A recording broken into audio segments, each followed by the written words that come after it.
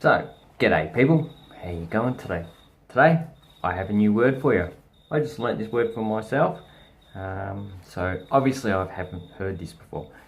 And it's in reference to toilet paper. So, you know how you have a ticket and you tear it off. That is your ticket. So, with toilet paper, we call this the poo ticket.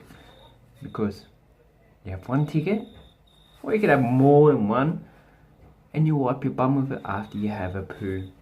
So, when you go to someone's house and you ask them, oh, where is the toilet paper? There is none in the toilet.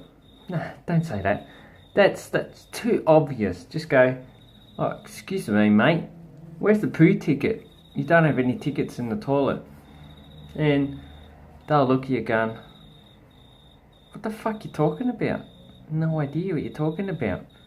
And you just go, where's the poo ticket, mate? The poo ticket. I need to wipe my ass on a ticket.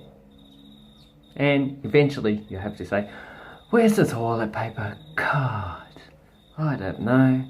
These people these days, they just don't know. Old slang. Duh. So, that is how we use the word phrase. Yeah, not the word. It's two words, poo and ticket.